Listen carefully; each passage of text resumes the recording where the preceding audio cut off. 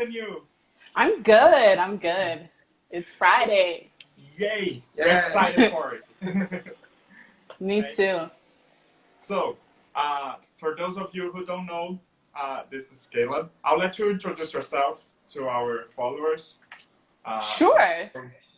It's basically Hi. Hi, the- everyone. My name is Kayla. I represent Diaspora English Learning. It's an English learning service by myself, Kayla, or you can call me Teacher K. There, I have tips not only about English, but also about Canadian culture and society and history as well. Great. So, you are Canadian, right? Yes.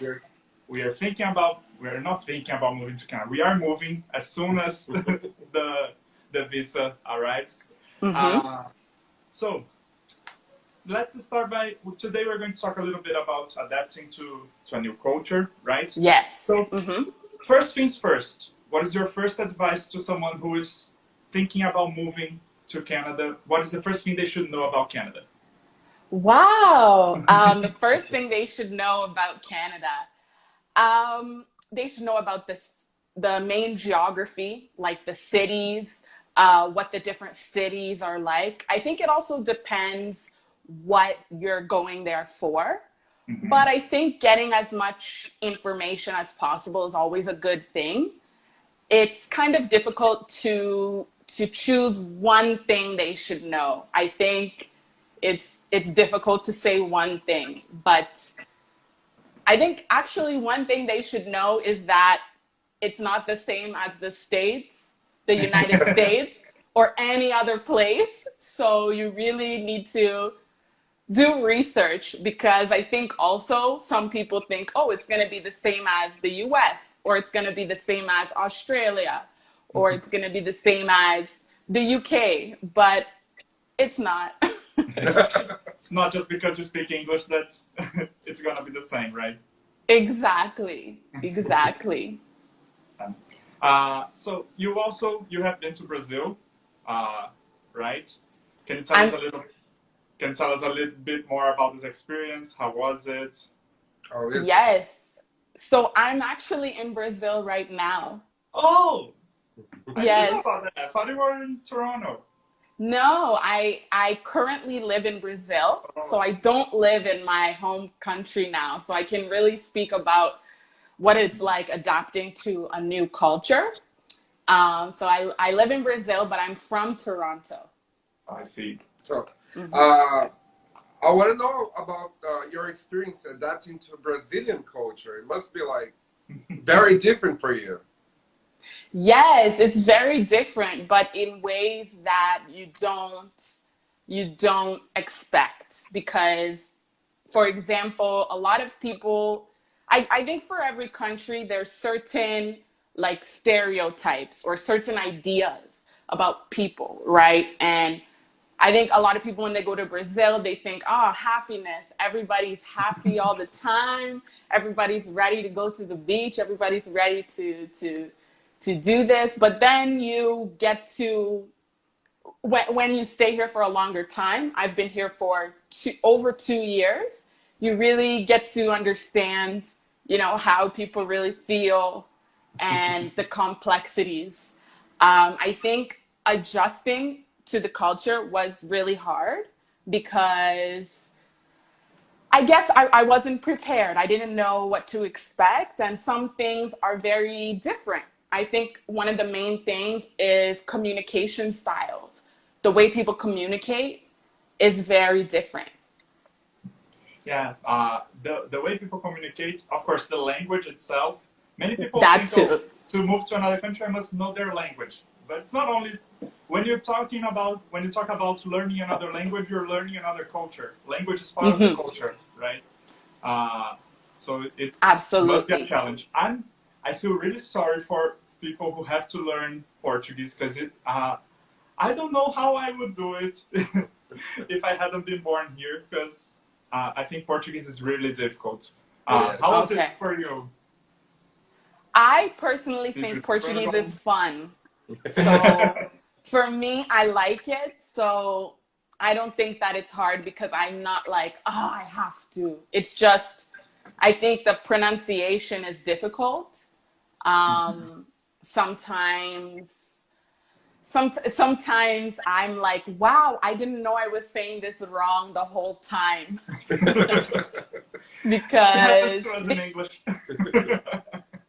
Until somebody's like, I don't know what you want. This has happened to me before. I'm like I went to buy coconut water and I said I wanted 2 cups to drink my water. And I said, dois copos. And she said, what? And I said, dois copos. And she said, oh, copos. I was like, I'm supposed to say it like that? Copos. Like, wow. But she really didn't know what I wanted. And I was really like, come on, like, how do you not know? But I wasn't saying it right. It's obvious, right? Yeah. So I think in some ways. Sorry, I saw someone here asking you where in Brazil you are. What state, what city you're currently in? I'm in São Paulo. Okay. Oh, it's a beautiful place. Yes. And where are you? We're in Victoria. Do you know where Victoria is? Yes. Okay. Yes. Okay, nice. No one ever knows where Victoria Really? is. Brazilians don't know where Victoria is. Yeah. Wow, that's funny. Well, it's not too far from here. Yeah, it's no 1 hour and a half flight. So, but anyway, so what was the biggest difference you could see in the way people communicate here, in the way people treat each other here, and in Canada? Okay.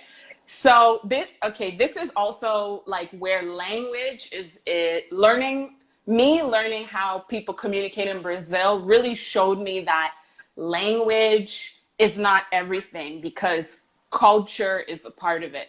So one thing I learned is that in Brazil, people don't always say what they mean. Sometimes they say something, but they don't really mean it. And it's very confusing for me sometimes because in Canada, the culture is very direct. And also I learned that people don't like that. And sometimes I would be very direct and I think, oh, I'm doing the right thing. I'm being honest. And it's too honest. So. Yeah. We don't always say what we mean. Guilty as charged. Yeah. Right? Yeah. It happens. I totally understand that because, well, someone said, vamos marcar. Vamos marcar. Yeah. That's like very true. I think this is kind of similar to the US because I have an American friend and she was in Brazil for vacations and she was at my place and a friend called us and said, hey, do you guys want to hang out? And she said, no, I don't want to. And I was like, what did you just say? Oh, man. No, I don't want to hang out right now. And I was like, no, you should say you have an appointment. You have something else to do. I don't know. Yeah. That's so You're funny. busy. I don't know. Yeah. I think we tend to make little excuses. Can you hear us? Okay, we're good now. And we're back. We're back. Okay. I was saying sometimes, people, even when they're angry, they say things that they don't mean, but I thought they were serious. Like, I hate this place. I'm never going again. And then they go back. And I was like, but I thought you said you weren't going back. Like, I thought you hated it. And they're like, no, I was just expressing myself. I'm just talking. Yeah. So. And you talked a little bit about the stereotypes of Brazilians. Like, we have to go to the beach where everyone is happy and everything. Yeah. Everybody loves football. And somebody, all those things. Yeah. what are the stereotypes that Canadians think other people have about them? I think that people think Canadians are very polite. True. I think that's the main, and non-confrontational. Yeah. Is it true? Or is it a misconception? So I think non-confrontational is true, but I think it's only true in comparison to other cultures. And then about being polite, I think it depends, because sometimes being polite is not always a good thing, because people are like, they're polite, but they're not caring, you know? Mm-hmm. Mm-hmm. Yeah. So I was just gonna say, I also noticed in Brazil, like people are more like they care more if something happens to somebody. Like, I think it will surprise you in Canada, like somebody could be bleeding on the ground and people will like pretend they don't see it. Oh, really? Yeah. Maybe not bleeding, but they could be hurt, or they could be having a problem, and people, they don't want to get involved, so they just leave them alone. Yeah, that's not very usual for us here. Yeah, yeah. And the reason why you asked us to do this live is because you notice that people always tend to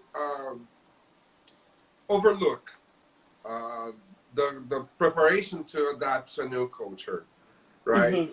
Mm-hmm. Mm-hmm. How much do you think you missed preparing to adapt to Brazilian culture? How did you prepare? Would you have done anything different? Yeah. Differently? Mm-hmm. Mm-hmm. I think a few things. So when I did learn Portuguese, I did study Portuguese before going to Brazil, which was very good because I was able to communicate with people.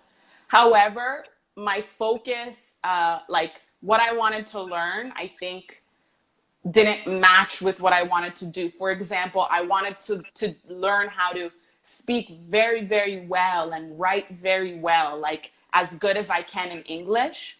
However, you know, when you're just talking to people on the street every day, it's not even useful to speak like that. You know, people think that you're from outer space. So I think it's something also to learn about language, because a lot of students actually come to me and they say, oh, I want to speak like a native speaker. I want to speak like, you know, I want to speak perfect. I want to speak like, you know, people on TV. Yeah, but especially in Canada, you're not even going to be working with 100% native speakers. You're going to have to speak with people from different countries with different accents. So it's actually a good idea to listen, interact with people that have different accents, people with different levels, because also not everyone has the same level, you know, even if because Canada has lots of immigrants. In Toronto, half of the population is born outside of Canada. So you've got people from around the world with different levels of English. So you need to be prepared for that and not focus on only native speakers. And this is another thing as well. Even when you're making friends, I think that, you know, make friends with people who want to make friends with you. Like, I think sometimes people feel like they are only adapted to the culture when they are friends with a certain type of Canadian, you know, and that's not true. There's no rules. There's no rules. So that's about language. I think I could have prepared more, like focused more on more basic everyday Portuguese. The other thing I would say is having contacts in Brazil. I think because in North America, the culture is very individualistic. So, you know, you do everything by yourself. People expect you to do things by yourself. If you ask a question, like some people will even tell you, just Google it, you know, or maybe behind your back, she can Google that. So when I came to Brazil, I wanted to do everything by myself. And that doesn't work in Brazil. Like you need to, you need to know somebody has to help you. So I think knowing, if I knew that, I would have planned my trip here totally differently, because I would have worked with people more. But I felt like, oh, I'm going to do everything myself, just like I do in Canada, but it doesn't work like that because of the culture. Yeah, when you mentioned that Toronto has half of the population is from another country and everything, okay, people should prepare to their to the culture of the place that they're going. But how do Canadians prepare, or how do they react when they receive people from other cultures as well? Ah, okay. I think wow, I think that's a kind of a difficult question to answer, because I feel like, you know, people will say to you, oh, Canada has a reputation for being very welcoming. They welcome immigrants. It's a part of the culture more than the US, for example. But I think some of the problem with this is that I don't know if this has happened in your research, but when people describe Canada, they like to always compare it to the US. But if you know you're not going to live in the US, you shouldn't do that. It's not a good way. And even a lot of Canadians do this. They say, oh, well, the US is worse, but it doesn't really help because we're not there. Even though we're close, we're not there. So I would say it depends. It depends on the person. It depends on the country. You know, I think people day to day are respectful, but I can't say everyone is, because there are growing movements of people who are against it. But a lot of people, no, not a lot of people, pretty much everyone, their roots are from some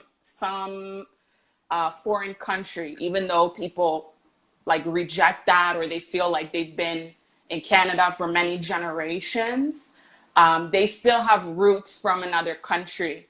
So I think it depends. It depends who you talk to be very honest, because I think most people will tell you, no, everybody is happy. Everybody has their arms open, but it's really not true. It's really not true, unfortunately.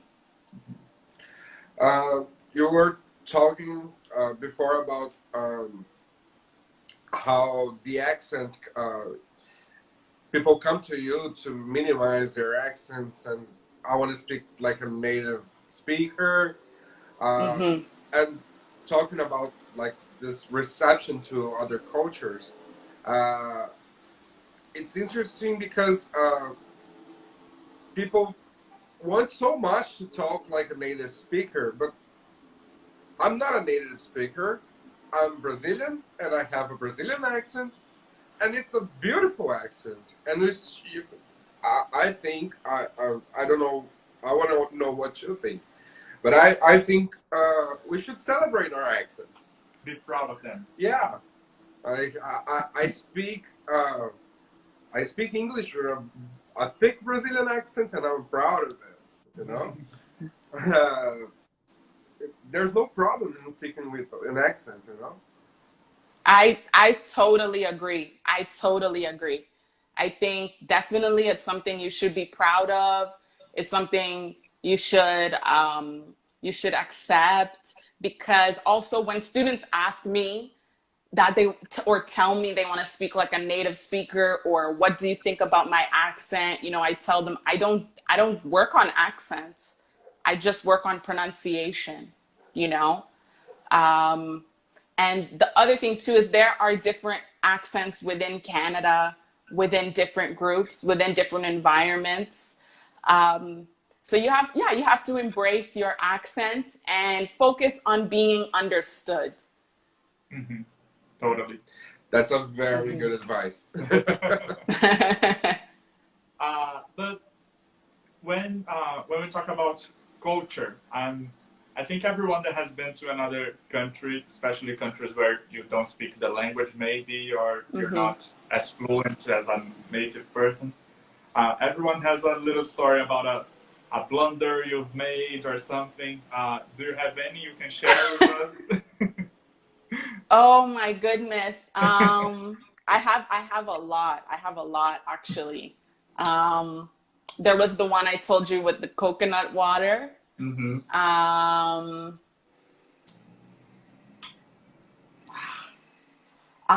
For some reason, I'm drawing a blank right now. It's okay. Unfortunately, but I've just had many funny scenarios. Or sometimes I do the emojis that don't make sense. Like this one, it means like perfect. To somebody I didn't know, I was like, perfect. And they probably were like, okay. Is there anything we should know before going to Canada? Any gestures that mean something else there? I would say besides that this perfect one. yeah, this is perfect. This is okay in North America. This means okay, so it's good. But I think that actually there are more hand gestures in Brazil. So probably I had to learn hand gestures actually. So for example, some people would go into a place and say, it's like this. And I'm like, what do you mean? And they said, oh, it's so crowded. I said, oh, okay. So I learned this means crowded. I think probably it will be easier because there are less hand gestures there. But maybe don't use hand gestures because they're not universal. Yeah, that's something. Yeah. Even the way we speak, sometimes we just cannot translate everything, right?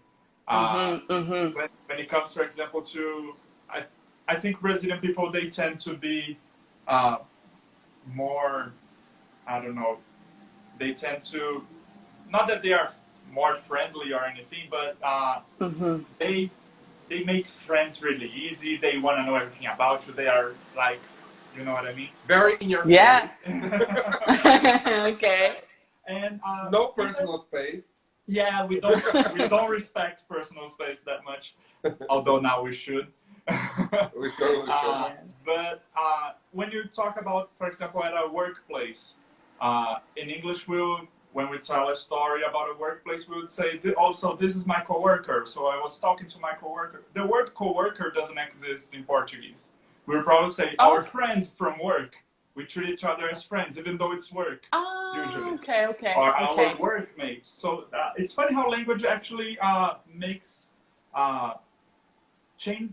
The language is made based on how we behave, actually, if you think about it. Yeah. That's very interesting. I think also like this is kind of random, but like the swear words in Brazil are like totally different. Oh, we have a whole variety. Yeah, I'm like, wow, it's so different. Yeah. Well, now I'm curious to know what you think about our swear words. I think the best thing is just try not to understand. Don't translate it. Just listen to the word and then don't translate it. Don't look up the words. Don't look at what it means. Just accept it as a swear word. But we were before the live, we were talking a little bit. We talked about the workplace. How is the workplace different in Canada and in Brazil for you? I think this is one of the major differences. It's very different, very, very different, the workplace. First of all, like business, work in Canada, North America is very serious, the atmosphere. And if you are very friendly, sometimes people think you are not professional by being too friendly. Yeah, and people divide work and personal life. They try not to cross. So like one thing I noticed in Brazil, like in a professional environment, if someone is introducing themselves, they say their age, how many kids they have, if they're married. This is something you would never do in Canada, especially talking about your age. People do not like, people consider your age private, and it's considered like rude to ask somebody's age. Wow. If you don't know them, and sometimes you just don't even, it's delicate. It's actually delicate. I think also like in Brazil, in business, people are way more flexible, very personal. But in North America, it's not flexible. It's very rigid. Like, this is the price, this is the process, this is the way it goes. And people can get offended sometimes if you negotiate as well. Unfortunately, like that's the culture. I notice in Brazil, sometimes people are like, why did you just accept the price? Like, you have to ask for a discount. I said, really? I know someone who does that. I'm always like, okay, this is the price, I'll pay it. I know I know someone who does that a lot. You should always negotiate. Yeah. We recently we've been to Peru, and in Peru people negotiate as well, and we were able to save a couple bucks out of it. If it wasn't for, if it was for him, we would have paid the full price right away. Okay. So I guess I'm gonna fit right in Canadian culture. It's not, so yes, I'm happy now. But I think it depends. It always depends. You can see some things. It depends what you're buying. Some things it's normal to negotiate, like big things. You know, big things like a car, a house, big things. It's normal to negotiate, but small things, sometimes people get offended. Let's see. Because I was gonna say, just because things are very direct, like this is the price, and sometimes people feel like, well, why would I write that price? Why would I write that price if I would accept a different price? Like, you know, why would I put something I don't mean, you know? Yeah, that makes much more sense to me. I know it makes sense, but it's a different culture. Yeah. Right? Yeah, and it's about being able to adapt, because I had to adapt, and I know I'm connected to other like Americans, Canadians as well in Brazil, and some of them do not adapt, and they suffer. They suffer because they say, oh, I don't know why people are doing this or doing that, but they don't want to know why because they're not finding out, they're not asking, and then they say, oh, I'm just gonna go back to my country because it's not working out. But they didn't try, or they didn't try to understand the customs of people. Yeah, I think maybe an advice I would give to people when entering a different culture is like always have a curious mindset, and try to never pretend you already know everything there is to know about the culture, and also don't try to like impose your culture and say, okay, this is my culture. That's how I was raised, and I'm in a new country, and I'll behave the same way. Yeah. At least for me, we're moving to Canada, and I'm like, so there is a lot of things I don't know about Canadian culture, and I have to like relearn an entire new culture, you know. So I have to be curious about it and ask and observe, you know.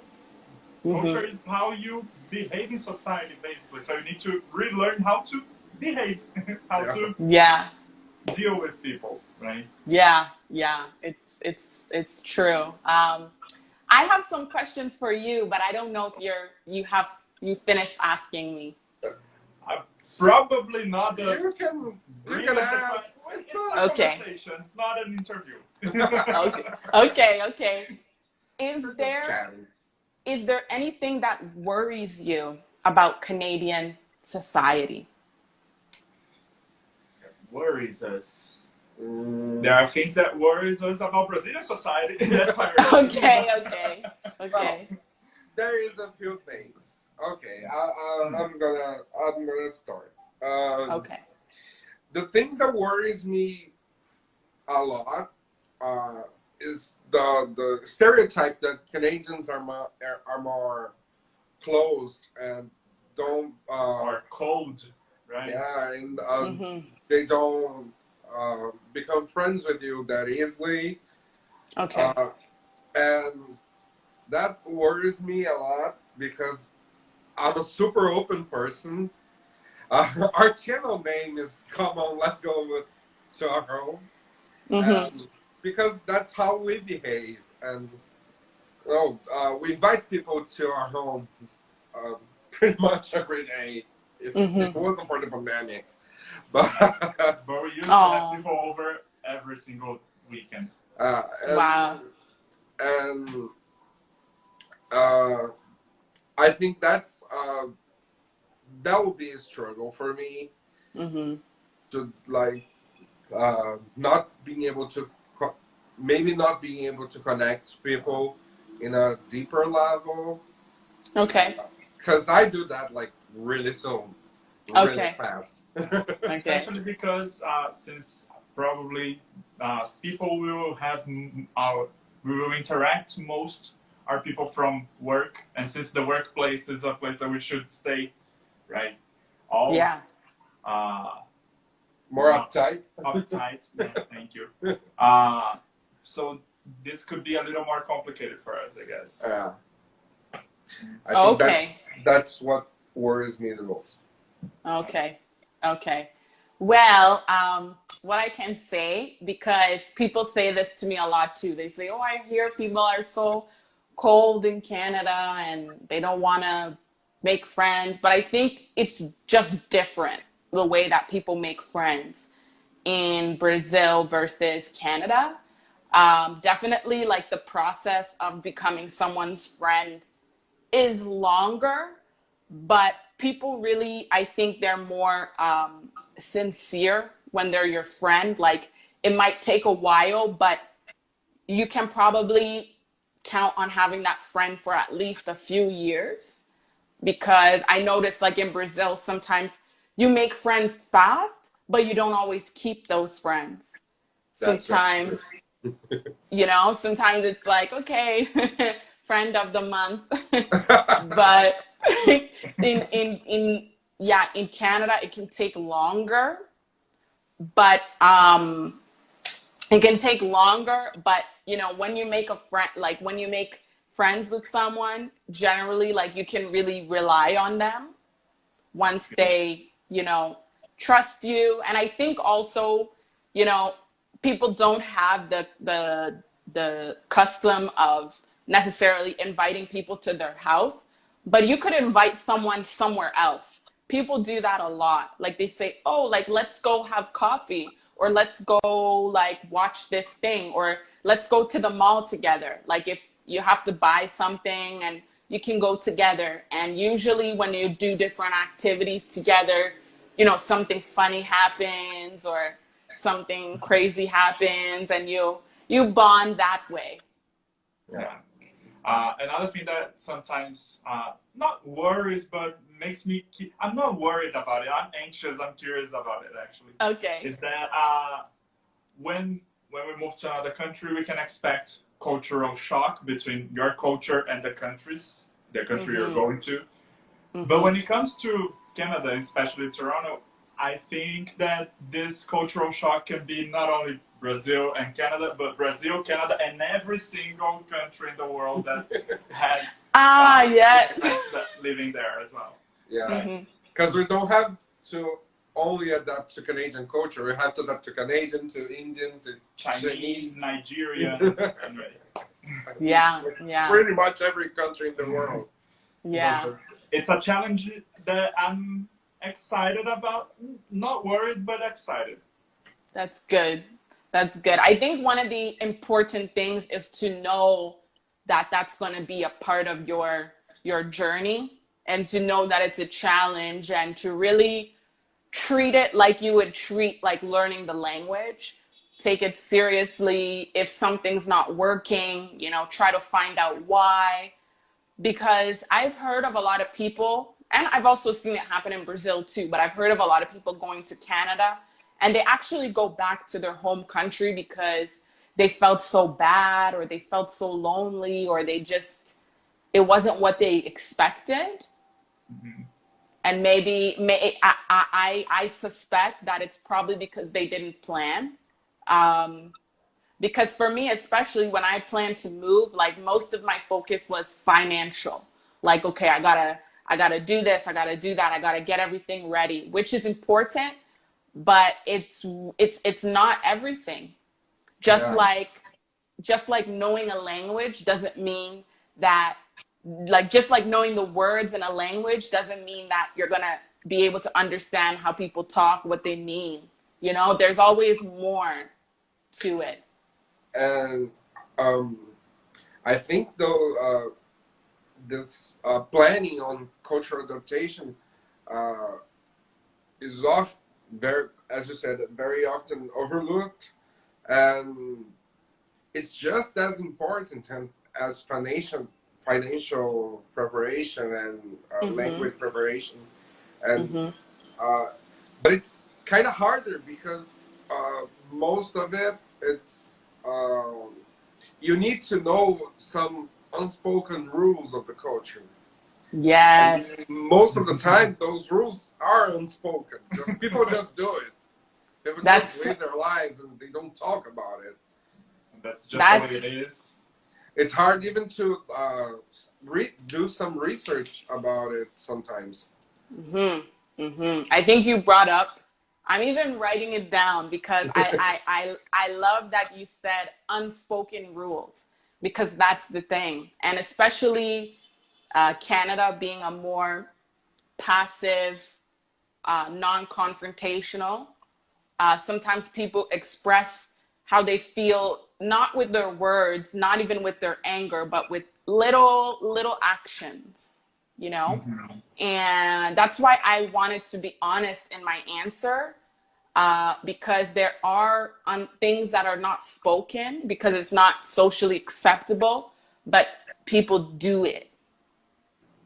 Like some people say, oh, you know, these immigrants are going to take our jobs, or, you know, we don't want to help them because we're just helping them take our jobs, or we're helping them take our, you know, some people really think like that. And I can't lie and say people don't think like that. But I think that there's a real lack of education for Canadians, and they don't understand their own immigration system. They don't understand why and how people get there. They think people just show up off of a plane and, you know, get all this free stuff, and it's the opposite, you know. Some people don't understand the difference between like a permanent resident and a refugee. Like a lot of people don't understand the basic immigration, and that might be something you might have to discuss or educate people on. That's good to know. Yeah. Yeah. I mean, it's the truth. Like, I don't feel good saying, you know, some people feel that way, but I don't want to lie, you know? Yeah. Have you faced this kind of thing in Brazil?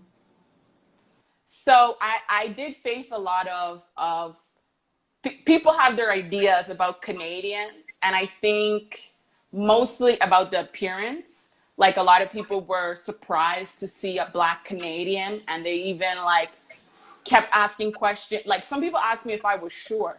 Like, are you sure? Like, yes, I'm sure. I'm yes. pretty sure. I remember being born in Canada. Yeah. So, and I had to, you know, I have to educate people. Unfortunately, like, I have to educate people. I also do this on my channel as well, or my platform as well, showing, you know, different racial groups, ethnicities, cultures that are Canadian, but different from what we see. So I think that was one of the biggest misconceptions in Brazil. Like, people thought, a lot of people think I'm Brazilian. So that happens. What else? Oh my goodness. The thing that happens all the time, which is not polite if anybody's watching, is people always say, why would you want to live here? Are you crazy? Everybody says, are you crazy? Like, no, I'm not crazy. I'm not crazy. You know, everybody, and it's so funny too, because I think when people meet Brazilians or people from hot countries, they think, why do you want to come to the cold? And you're like, oh, I have a million reasons. But people think, oh, why would you want to come to the cold, you know? So I think, you know, part of going into a new society is also teaching, like, you, as much as you have to learn about the society, you have to teach the society about you. Yeah. That's a very good advice. Yes. And you also have to teach them. Write down. Pardon me? We're going to save this live later so we can write it down. Okay, good. And you also have to teach them, like, you have to teach them what is okay and not okay, because some people, they have these ideas and they don't say them, and they think that they can treat you a certain way or not be polite with you, but be polite with other people. Maybe because of how you speak English, but you also have to teach people that they can't do that, that just because, you know, you are different, they can't, or you're speaking different, you don't accept that either. I think that people also need to learn that they don't have to accept things that are wrong just because they're new to the country. If it's wrong, it's wrong. Yeah. If you have a, what they say, broken English, it's because you speak another language. We may have a broken English, but we don't have a broken Portuguese. It's true. So sometimes we do, but, okay, but they don't know that. Okay. Yeah, and you're already making an effort to learn. I think that's something that usually we hear people saying, like, and I want to know if, from your experience, if this has happened to you, if it's true, but that Brazilian people, they feel ashamed sometimes to speak in English abroad or whatever, but they think it's amazing when a foreigner speaks Portuguese or tries at least. So that's something that Brazilian people should actually work on. We feel ashamed to do it, but we love when people do it to us. Yeah. Has anyone ever found reacted surprised when you started speaking Portuguese or whatever? Yes, people always like say, "Oh, you're not Brazilian," like when I'm speaking sometimes, and I also had to work on the fact that, like, because I really like Brazilian Portuguese. I like the culture. I want to speak well. But I also had to accept, you know, that I'm not going to speak like a native Brazilian. I'm not going to speak, I don't even think there's a native Brazilian accent, because even by neighborhood in São Paulo, people speak different. Yeah. So it's like impossible. But I had to, hi Monique, she said she's stopping by, but hello. I had to also work on that, because there's these ideas that we have. Some of them, like I also notice a lot of students, you know, they assume because I'm a native speaker, I'm a great teacher, I'm better than other teachers, but that's not the reason why, like, you should be choosing me as a teacher, you know?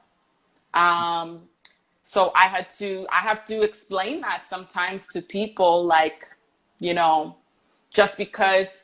And the other thing too is being a native speaker, like, I also don't really like the word native speaker, because usually it's associated with certain countries, like the US, the UK, Australia, and Canada.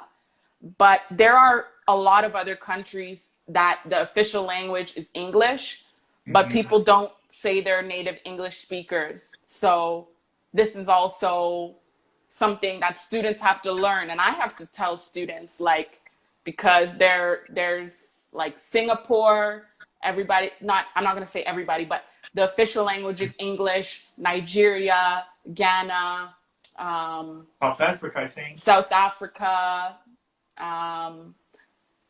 Also here in South America, Guyana as well. Lots of places where the language is, the official language is English, but for some reason people, you know, they don't think it's as good as the UK or the US. And you have to challenge those ideas. You have to say, but why isn't it good? Who said that? Why? True. Even did you feel any certain difficulty when it comes to like European Portuguese, Brazilian Portuguese? Did you try to learn the original Portuguese? Oh no. Portuguese from Portugal. The regional Portuguese from Portugal. No, I learned Brazilian Portuguese, but now I say I speak Portuguese Paulistano, because they have their own way of speaking, and it's just easier. Like, everybody has these expressions they use and ways of speaking. So I say I speak Portuguese Paulistano. That's a nice one. Well, all of them are, but it's a nice way to say it. Yeah. Right? Yeah. Because maybe, or I have some friends in Bahia, and they're always like, wow, you sound like a person from São Paulo. I was like, oh, I thought I was just speaking, you know, Portuguese. People are saying in the comments, other countries that speak English, Jamaica, and yes, and Jamaican accent is beautiful. It is. It's so beautiful, and people don't know that. It's frustrating sometimes. People only, like most people, only know American accent as in general, like maybe south of U.S. Accent and British accent, and there are so many beautiful accents out there. Yes. Indian accent, I think it's beautiful too. Yes, it is. Sometimes I understand that it's hard for us that don't speak English maybe that well to understand some thicker accents. But it's okay. We it's can. It's all about immersion, because we are used to seeing American movies. We are used to listening to American songs. We are used to everything. the culture we receive is from the US mostly. It's true. So we tend to forget about everything else that's happening in the world and just, okay, Hollywood movies have taught us English, and that's it, right? Yeah. And there's so much more.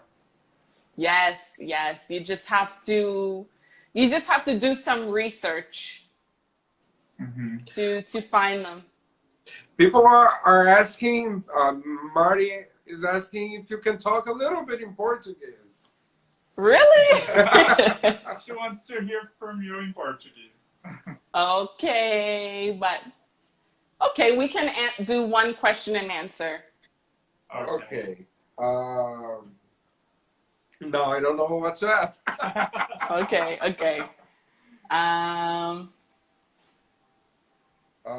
Let me see. Vou te perguntar em português, então. Ok.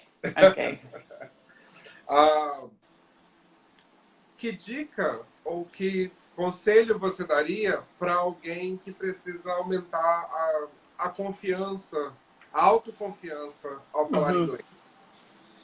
Autoconfiança. Eu acho... Estou pensando. Sinceramente, eu acho que é muito importante entender essa palavra é difícil. Mas as ideias com a língua. Por exemplo, esse sotaque é o melhor. Esse sotaque é o padrão. A ideia de um padrão. Só professor americano presta. Ou só, né? Eu acho que é importante ver essas ideias. Porque eu acho que essas ideias... Tem muitos alunos que se sentem inferiores. Só porque está aprendendo no Brasil. E aprendendo com um professor brasileiro. E eu acho que isso... O problema não está com a língua, está com as ideias, eu acho. E tem que enfrentar essas ideias e... Nossa, já é difícil falar em inglês sobre esse assunto, mas quanto mais em português. Mas eu acho que fazer um pouquinho de pesquisa sobre isso e é só achar a palavra-chave que você vai ver vários artigos sobre discriminação linguística e essas coisas, porque eu acho que quando você veja que minha autoconfiança não é realmente com minha fluência, mas é sim com eu pensando que eu não posso ser fluente sem falar igual e não é igual uma pessoa do Canadá ou Estados Unidos ou Inglaterra, é uma certa pessoa, porque ninguém fala igual. Tem diferentes pessoas que têm sotaque, por exemplo, nos Estados Unidos, os afro-americanos, lá eles têm o dialeto deles, mas é sempre inferiorizado, mas é falado para muitas pessoas. E então, você tem uma pessoa que é nativo, mas o inglês dele não é o padrão. Então, a ideia de padrão realmente não faz muito sentido, porque tem pessoas que são nativos e as pessoas falam que eles não têm um inglês padrão, por exemplo. Okay, back to English. Did I pass the test? It is a beautiful Paulistano accent. It is. Thank you. But yeah, I totally agree with you. The thought of having like a broad, a very strict actually standard of what should what English should sound like. That's the idea we have to to break, you know. Yeah. Because it blocks you. Yeah. Completely. Yeah. I remember when I was learning English, it was all about the TV shows I used to watch. It was all about that. I wanted to sound like them. I couldn't see that there could be other possibilities.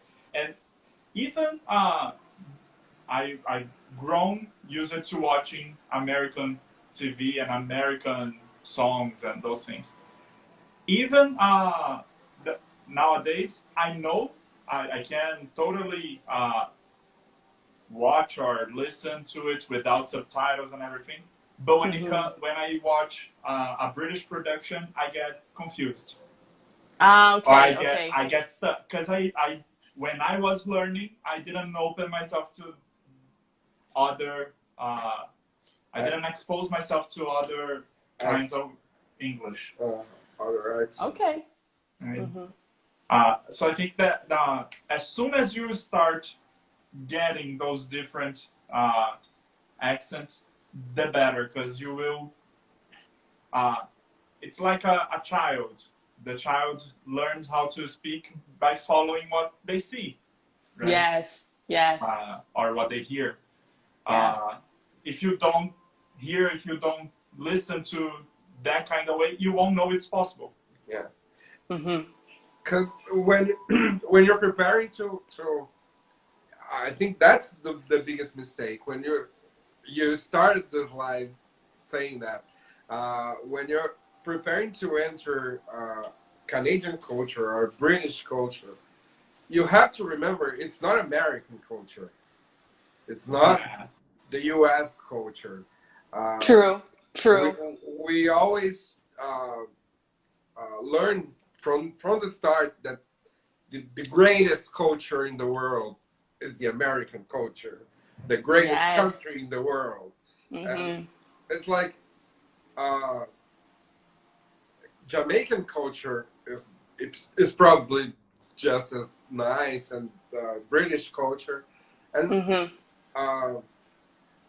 I think I'm having ideas right now that if I wanna maybe try to understand and adapt better to Canadian culture and lots of other cultures that I'll find there, I should stop probably watching American TV a little bit, and let's watch Canadian TV maybe, and Indian TV, and Chinese, and all other cultures that we know we're gonna find there. Yeah, there are so many specific things about each culture, and it's hard sometimes to do it. So we just put them in one huge box. So North American culture, and then Canada and the US goes to the same box.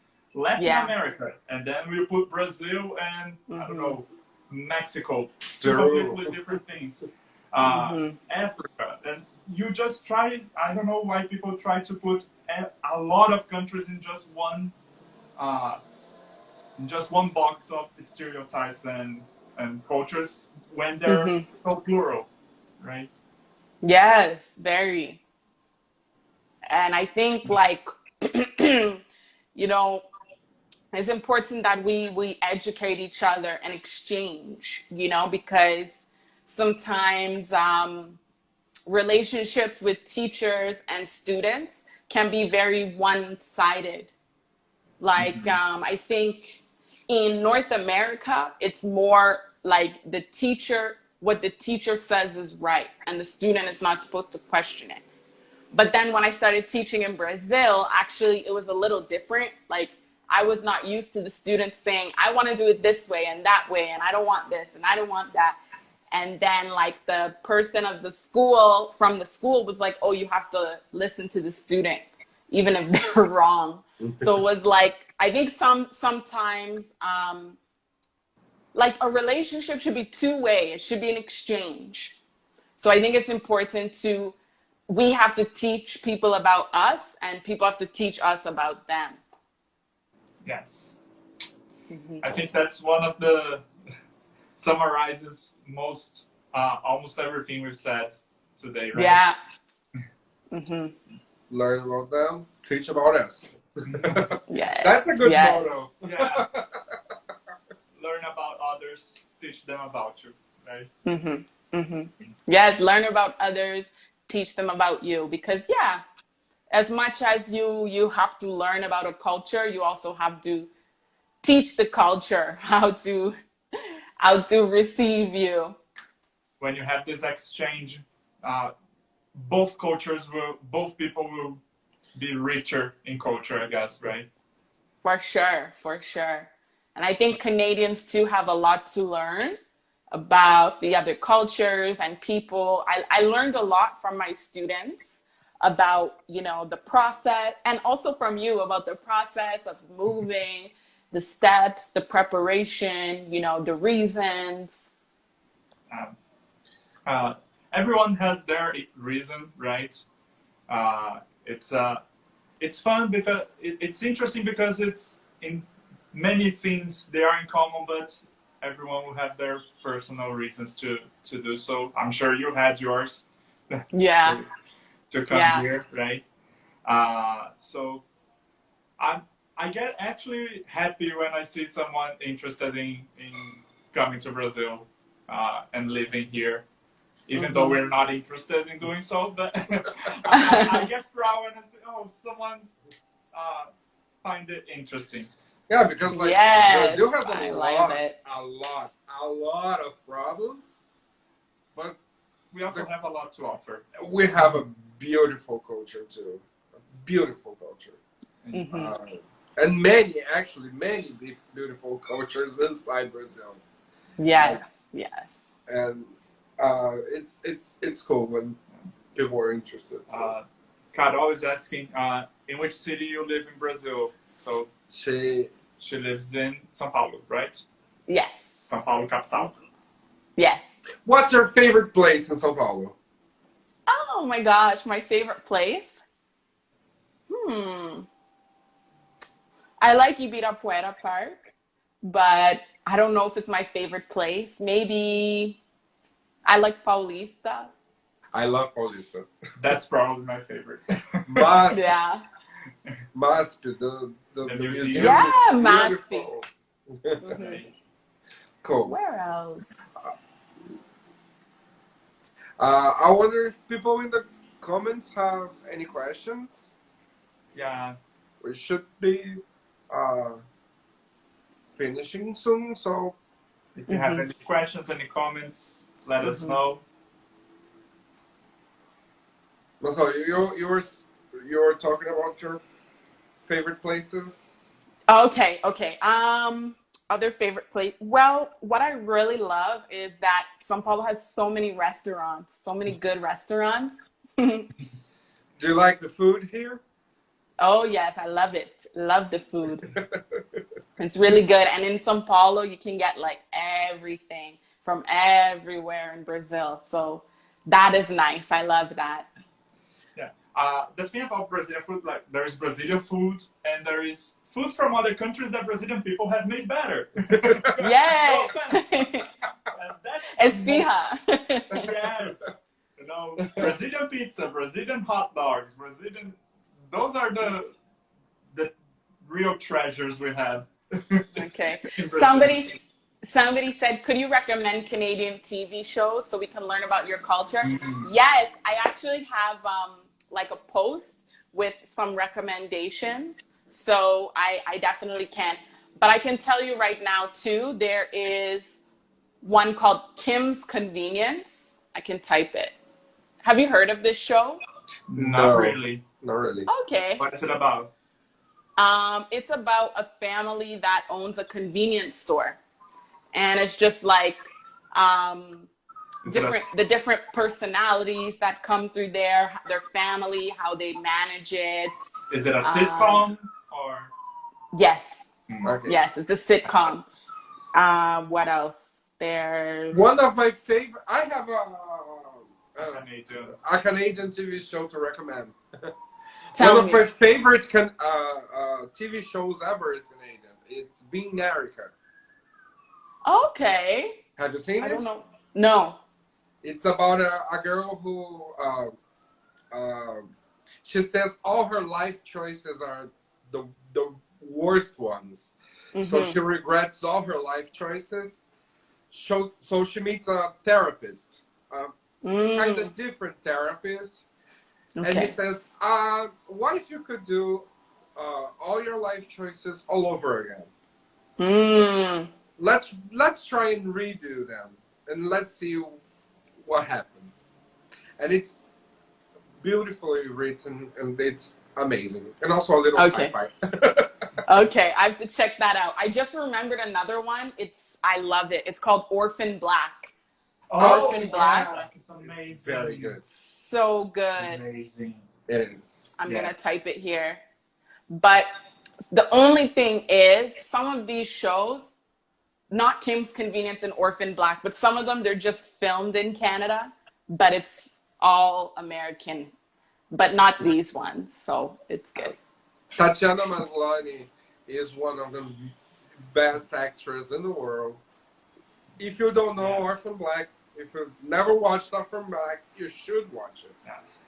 It's so good. Such a good TV show.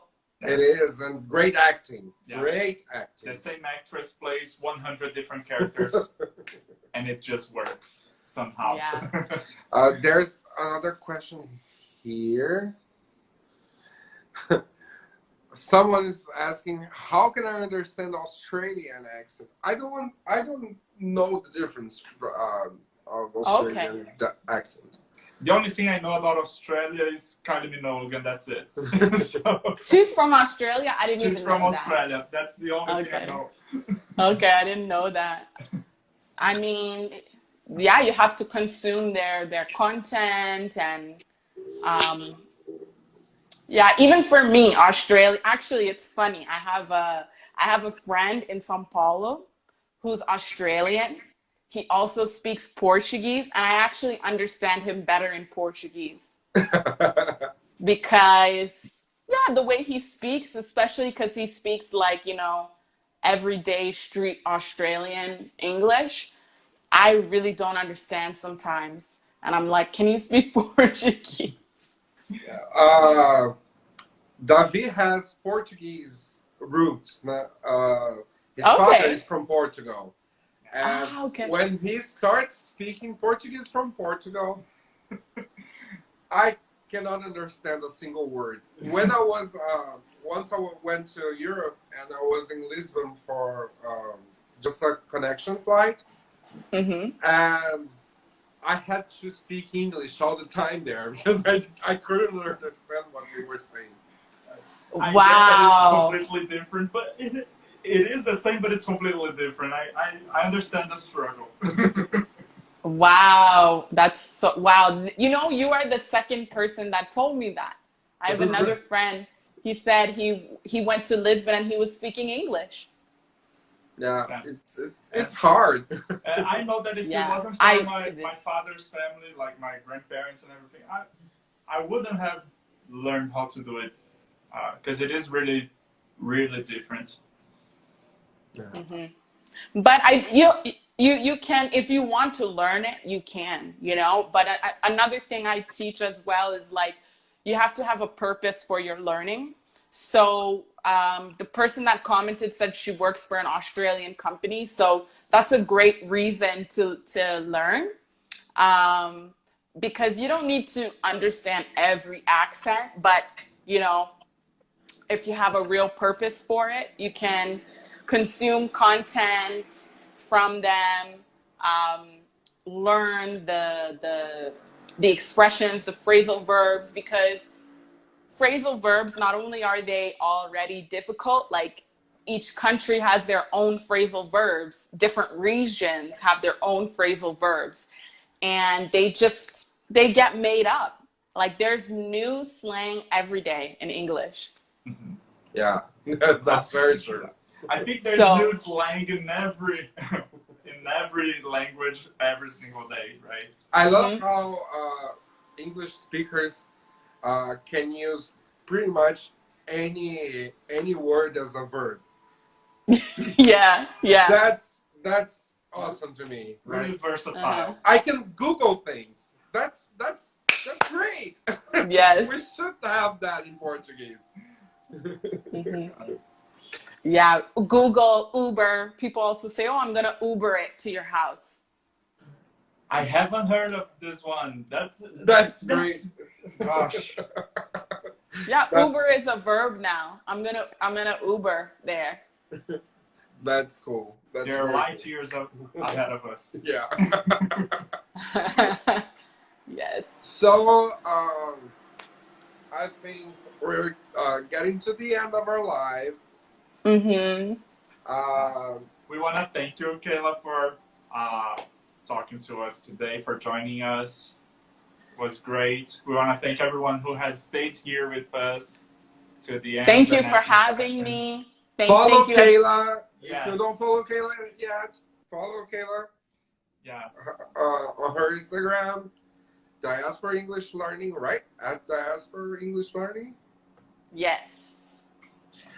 Do you want to say anything? Yes, I want to say thank you, Will and Davey, for having me on your channel. I really appreciate it. I hope that you and your followers benefited from our conversation, because I really want to help people on their journey through the world. If it's Canada or another country, I want to help you prepare and have the best experience possible. Cool. Thank you very much. Thank you. And I'm not saying this as a Brazilian usually does.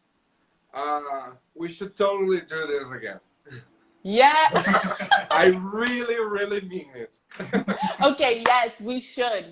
And if there's, I'm sure there's lots of topics we can talk about. So let's do it again. And you can send messages to us. So people in the comments, people who are watching, you can send message to us asking for topics. Yes, please. Suggestions, right? Yes, questions, comments, concerns. You know what I think is interesting, like relationships, differences in relationships in like whether it's friendship, marriage, relationship, work. It's very interesting, like the differences. I bet it is. I'm so glad I'm going to Canada already, Mary. I don't know if I would know how to date someone in Canada. Yeah. With her, things are really different. Yes, so you guys have one less thing to worry about. Yeah. Right? Right. Okay.